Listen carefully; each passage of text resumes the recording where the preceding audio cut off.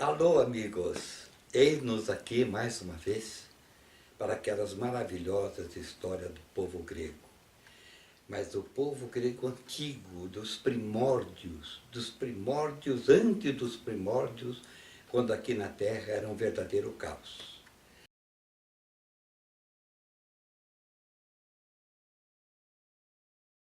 A terra, o mar e o ar estavam misturados, eles não estavam separados. A única coisa separada era o ígneo, por ser leve, que estava no firmamento, mas a terra, o ar e o mar, eles estavam todos juntos. Aí houve como que se fosse um mutirão no Olimpo para que colocasse um pouco de organização na terra. E assim foi feito. Foi separado os oceanos, os mares, os rios, as lagoas, as montanhas, né? O ar, tudo separado uma das coisas das outras, para que pudesse o ser humano habitar a terra. Com isso, Zeus, o Júpiter, ele encaminhou para a terra dois irmãos, o Prometeu e o Epimeteu. O Prometeu era um ser, um titã, mas ele tinha uma responsabilidade extraordinária, pois ele previa os acontecimentos, o que poderia acontecer dos atos e das ações praticadas. Já o seu irmão Epimeteu, ele não tinha esse dom, ele só percebia, ele só ficava sabendo da consequência depois do ato praticado. Antes ele não tinha essa possibilidade.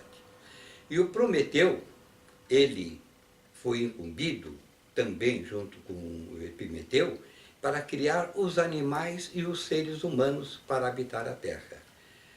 Epimeteu, ele ficou com a correspondência da criação dos animais irracionais. E o Prometeu ficou para a criação do homem, do ser humano. E assim foi feito, né? Todos os animais foram criados, né? Os peixes tomaram posse dos oceanos, dos rios, as aves tomaram conta do espaço e os répteis, quadrúmanos e quadrúpedes tomaram conta da terra. E após essa criação dos irracionais, o Prometeu, como ser humano, ele dependia de mais alguma coisa dos irracionais, ou seja, o corpo, o raciocínio, e essa parte do raciocínio, que era a diferença do ser humano com os irracionais, levou mais tempo para ser concluído.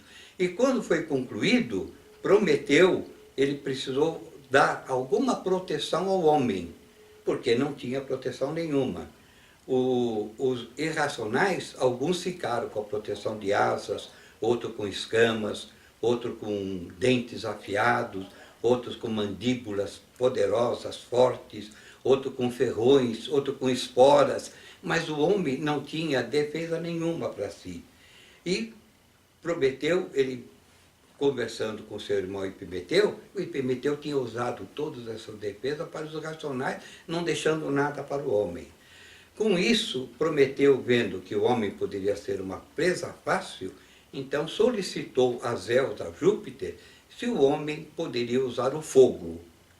Mas aquele ígneo, o fogo que estava no firmamento, que estava nos astros, no firmamento.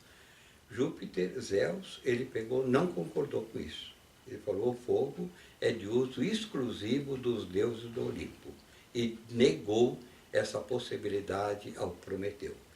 Mas Prometeu, sabendo dessa necessidade que o homem teria do fogo, ele esperou uma oportunidade que o Zeus, o Júpiter, ele fosse procurar uma namorada fora do casamento, e nessa oportunidade o Prometeu roubou o fogo do Olimpo e deu de presente para o homem, para que ele, na forja, não só preparasse os seus alimentos, como também os equipamentos para os seus cozimentos, como também armas defensivas para ele.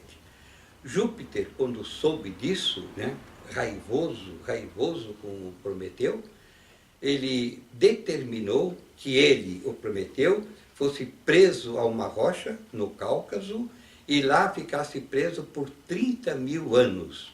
E não só isso, que um abutre, durante o dia, picasse o fígado do Prometeu.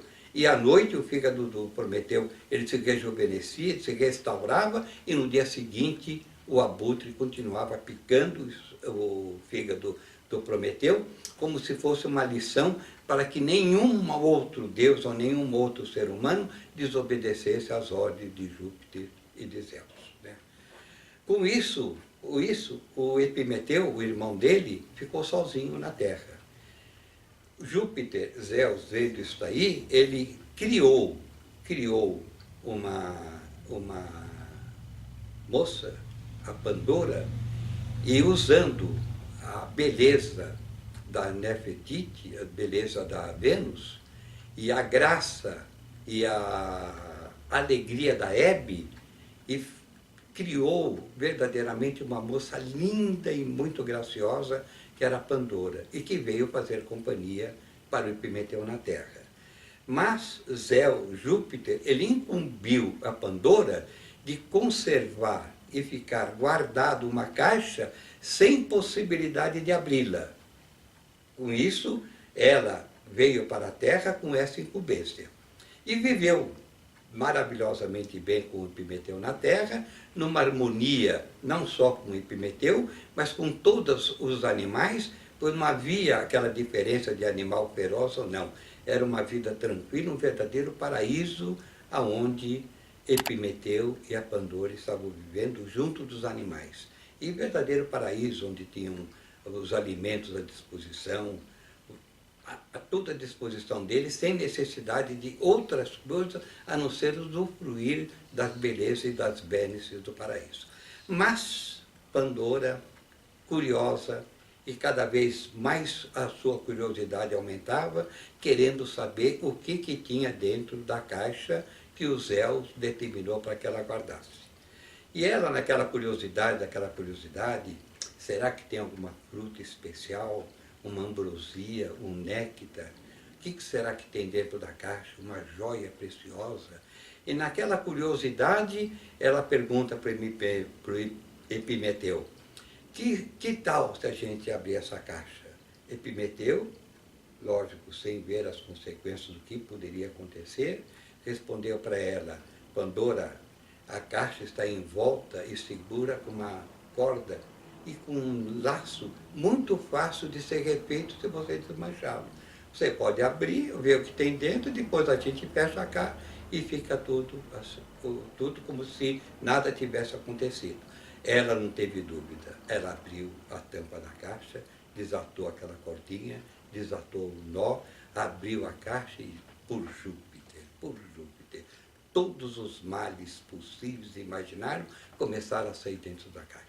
Saiu o ódio, a raiva, a inveja, a cobiça, a fome, as pestes, todas as doenças possíveis, a morte, o desespero, tudo isso aí.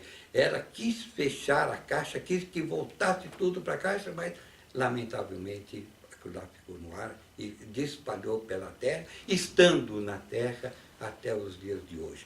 Mas, dentro da caixa, lá no fundo da caixa, não saiu uma beleza que foi uma bênção para a humanidade, a esperança.